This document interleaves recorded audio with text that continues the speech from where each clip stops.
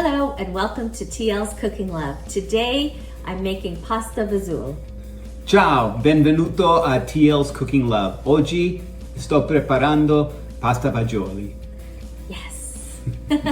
Let's get started cooking. I call this recipe Dear John Pasta Fagioli because it has a lot of memories from me in my 20s, my dear friend, and I used to cook together all the time, and he's a wonderful cook, and he really helped me perfect my Italian cooking, and this is just one of my staple dishes. I'm starting with some pork loins that I'm going to be chopping up into these bite-sized cubes, and normally I would get pork rib meat or dark meat for this dish, but I couldn't find it.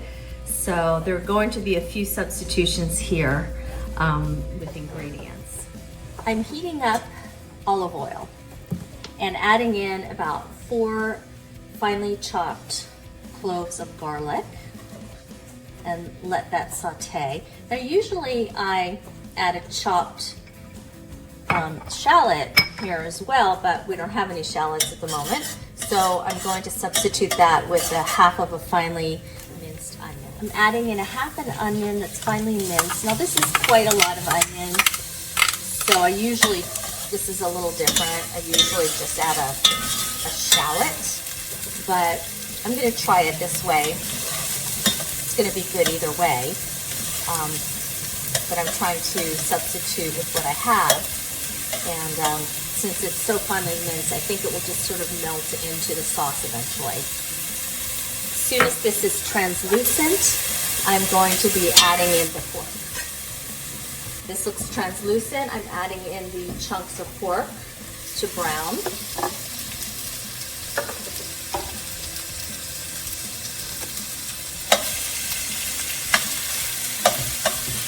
And once that's accomplished, we're going to start adding in the beans and the diced tomato. The meat is browning and the onion bits and garlic are getting caramelized.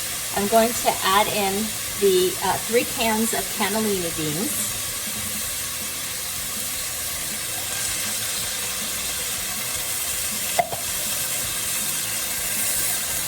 I love cannellini beans. My favorite beans. Also known as white kidney beans, and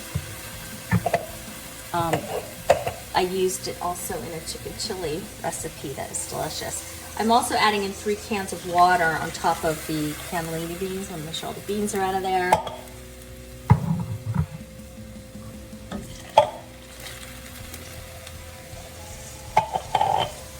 And then I'm going to be bringing this to a simmer and let it simmer for 15 minutes.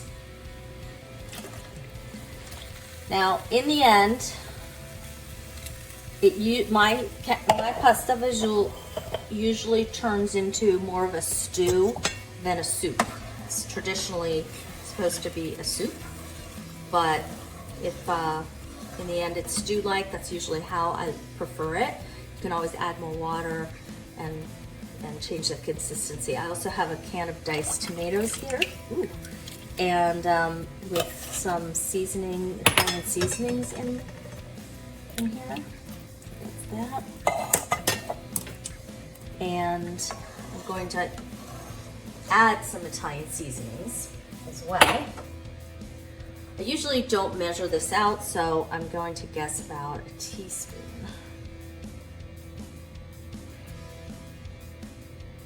Of Italian seasoning, and I usually put in fresh basil, which I don't have, so I'm going to go with a bay leaf instead. So this will be a little different than what I'm used to making, but I still think it'll be extraordinarily delicious in the end. So this, I'm just sort of mixing this together. I need this to simmer. While this is getting into a simmer, I'm using a tool for mashed potatoes to mush some of the beans down.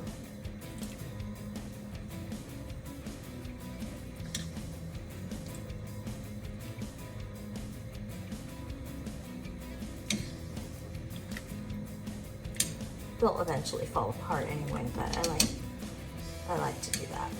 mush them down a little. I think this adds to the stew-like consistency. I'm bringing this to a boil, and normally you would use ditalini pasta for pasta visual, but I don't have that. So I have Garofalo organic pasta, which is one of my favorite pastas, and I'm going to add half a bag. And the noodles that I chose they're bigger than they're a little curly, bigger than a ditalini, but it's still pretty small, so I think it'll be okay.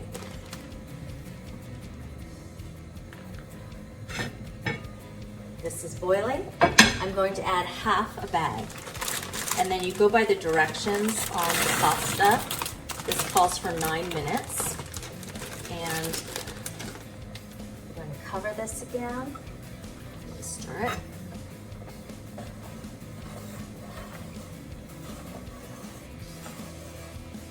Actually, I'm not going to cover it. I'm going to let this boil for 9 minutes. It's been 9 minutes. And I am testing the pasta to make sure that it is. Ooh, it's hot.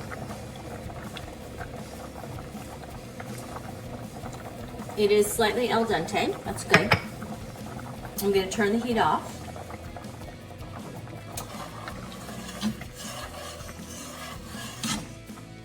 And now I'm going to add in, I have a cup of combination of pecorino romano and Parmesan cheese. I'm going to add that in now. And this has really boiled down to a nice consistency.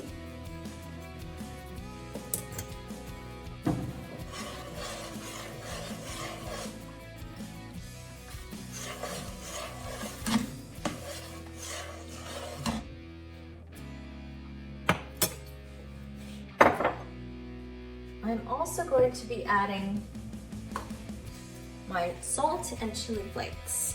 Salt, it's really to taste. I'm going to do about 1/4 teaspoon here. I would say in between 1/4 and 1/2 teaspoon.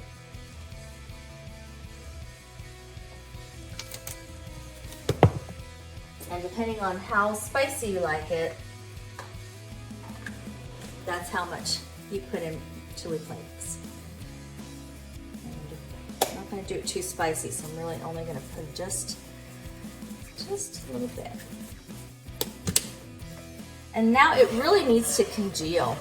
In fact, I'm going to just put this on a very low simmer for a few minutes to just get this kind of congealing here.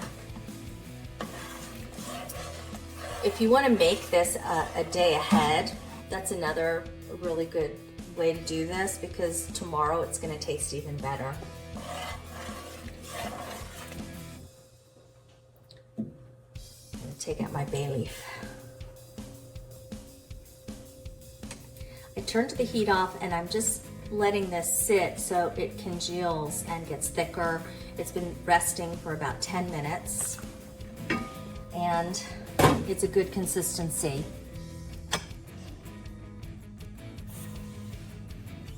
I would say that it's in between kind of a thick soup or a nice hearty stew. And here we go. I'm going to bring this over to my taster and get some feedback. And here we have it, pasta vazul. Yeah, it looks great. It smells delicious too.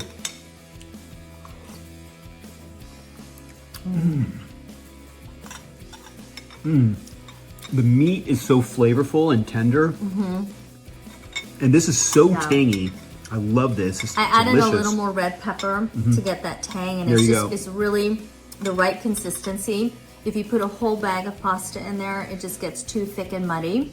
Half a bag of pasta is the way to go to get this kind of stew-like consistency. Yeah. If you want more soup-like, just add more water. Yeah. But the flavor is right on. It's delicious. And it's perfect for this time of year too. The weather here has been storming all week, Yeah. and it's very comforting. It's comfort food. Yeah, I personally like it like stew, and it's just like a total meal in a bowl. It's really delicious. Yeah, put a piece of crusty bread with it, and Definitely. you've got it. Yeah. Enjoy. Enjoy.